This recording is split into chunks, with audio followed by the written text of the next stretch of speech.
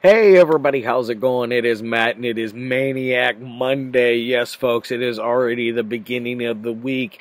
The weekend just flew on by, which, by the way, I hope each and every one of you had a fantastic weekend. Hopefully the weather was great wherever you were at. Hopefully you got to watch some great movies, binge watch some series. Maybe you watched that new Snyder cut of Justice League. I don't know. Do whatever it is, I hope you were having a great time. And then on top of that, I hope you're having a great morning, evening, dawn, day, or dusk, because life really is too short as is. Please do me a really huge favor and like, share, and subscribe. I love seeing each and every one of you every Monday through Friday, permitting my schedule, and of course major holidays, which, by the way, I'm pondering. I don't know when I'm going to start it, but I think I'm going to start just going to Monday, Wednesday, Friday. I'm getting to the point to where I don't want to do it every single day. I feel like I'm not giving each title enough attention that I really need to give it. So I'm pondering going to that. What are your guys' thoughts on that? Is 3 times a week too much or too little, or are we fine just the way we are? I don't know. And then one last thing before we get on to anything else, I want to ask you to look in the description box for more information on your daily film, such as your brief synopsis, your starring cast, director, runtime of the cut I am watching, along with an MPAA rating, if there is one that exists, some trivia if I find anything worthwhile of mentioning, and then either a link for a trailer or a scene from the movie itself, which today I did find you a link for a trailer. It's going to be like a few others that I've done in the past, where you're going to be hopping from YouTube to Vimeo, and Vimeo has it the red band trailer. So definitely not safe for work for today's trailer, which most of the stuff I review tends to be not safe for work or around children or any of that fun stuff, whatever. Now that I got all that out of the way, let's roll on to the movie of the day. And today's came out, and it was made in 2018, came out in 2019. It is number 2 on the Too Extreme for Mainstream line from Unearthed Films, and it is none other than Web XXX. Yes, like I said here, it's from the Too Extreme for Mainstream line, and it is number 2 there, so just so you know. I got the DVD version here, if you can't tell. I didn't really know much about it and didn't really feel like it was worth the risk of trying to get the Blu-ray, when in all actualities, the first one, Torment, it was okay. It could have been a lot better. I'm not very hip to these lack of dialogue movies. I like a little dialogue at least, so I can know what the hell's going on. Know what characters' names are, the reason they're doing what they're doing, and things like that. So this one, it definitely does lack on as well on that dialogue end of things. It is a multiple. It's basically an anthology film. But before I get onto that, I want to tell you about this here release. As you can see here, it's got that oh shoot, what is his name? His artwork here, Martin Trafford's artwork here. And then on the other side, it does have a reversible artwork where you have, this is the original artwork that I remember it being. I just went with the Martin Trafford one because I just happen to like it more. As far as special features go, you got there's a behind the scenes thing. There's some interviews going on in here and trailers. So there's a little bit of stuff going on in here. Well, I'm having trouble getting that back into its spot. There we go. Nothing worse than not getting to line up right, because it just drives my OCD crazy. Now that I've got all that out of the way, what exactly is this movie about? Like I was saying earlier, it's an anthology film. It's basically about this man who you meet at the very beginning. He doesn't say a single word.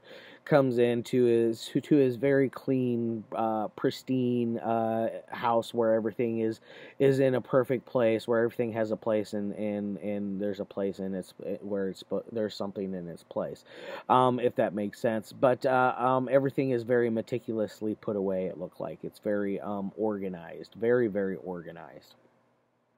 But that's neither here nor there. The man comes in, gets on his laptop, and he pulls up a website that is a .NET website, which happens to go onto the deep web. It's I'm guessing a deep web browser. I don't know a whole lot about that stuff. I've only been on the deep web one time in my entire life, and I just I didn't really scour it really that well. I spent most of my time like being paranoid that somebody was going to track my information, so I didn't really stay on for very long. But this is basically a movie about about some of the weird videos that you would find. Ranging. This one has I think it was 6 stories in total, counting the wraparound story. The very first one you have is a what was the first one? Oh, it's the women that are beating the website's name is the Queen of Hearts, something. But the first one is these women, and they all show up with these Queen of Hearts, and that's their entry. Basically, their ticket for entry into going into what they're about to do. They're going into this red room where they are beating and degrading these men in there. One to the point to where they have him dressed up like a dog, and they stick a feathery object, a tail object up his tailpipe, so it looks like he has a tail. So if you know what I'm talking about, it shows it going in and it shows it staying there. So it is one of those where it doesn't pull the punches.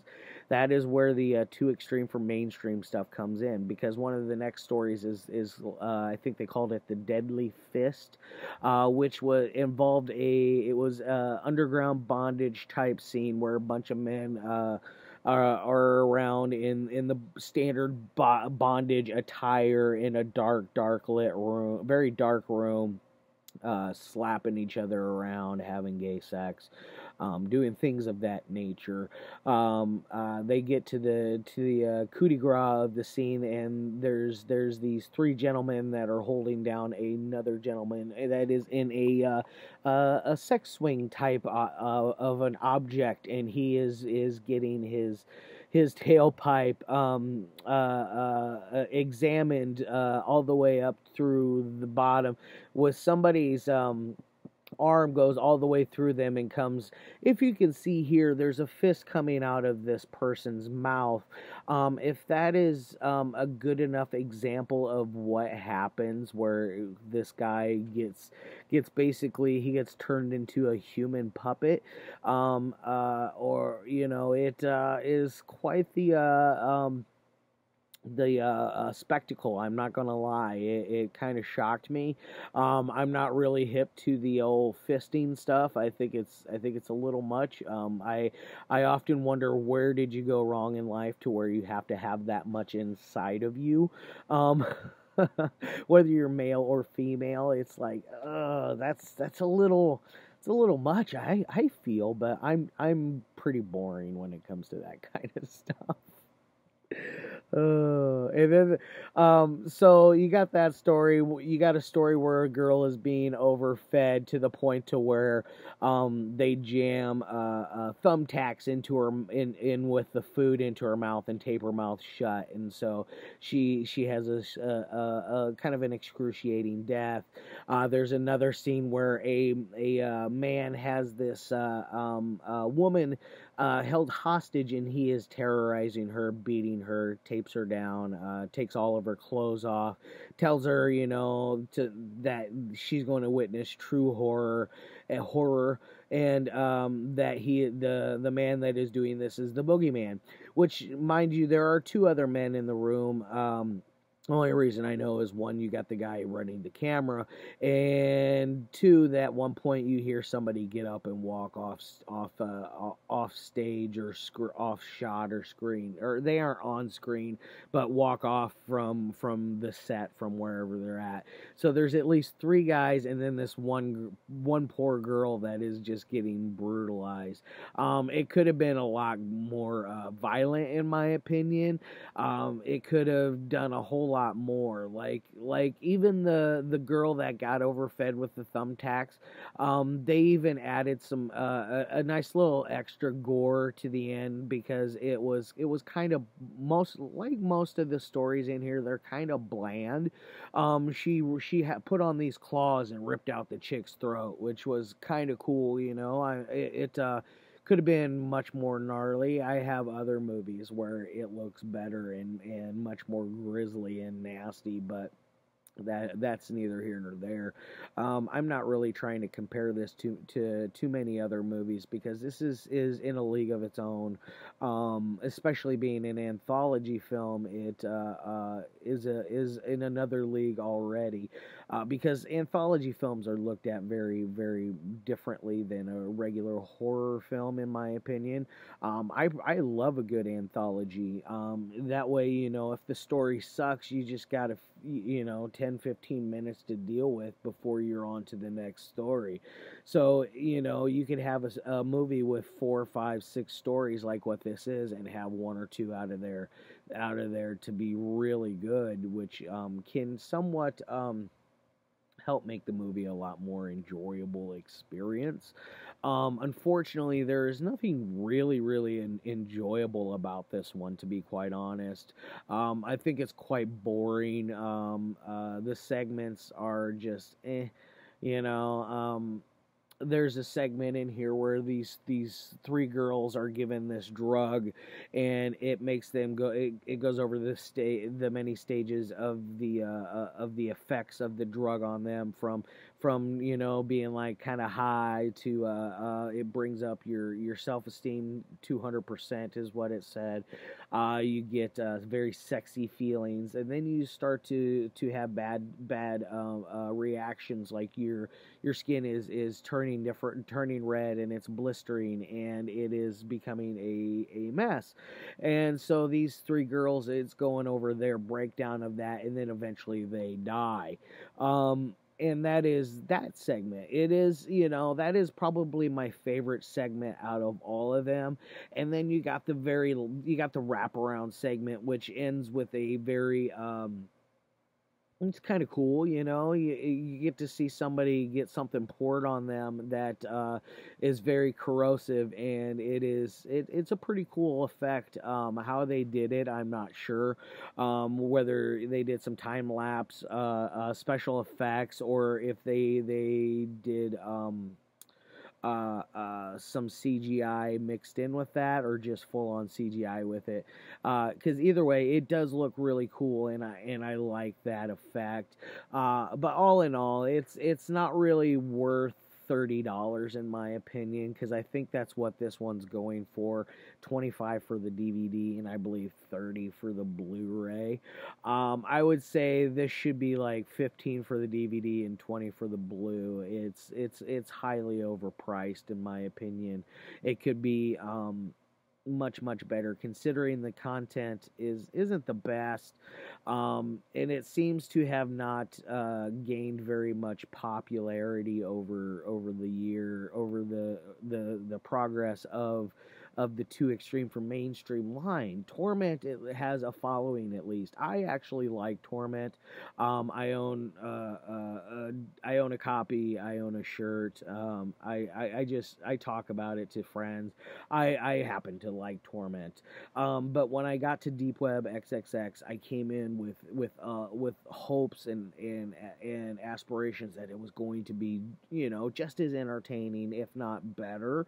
But it failed fell flat, and it just really failed in comparison to that one. So if you're going into this like I did, expecting something like Torment, you're not getting that.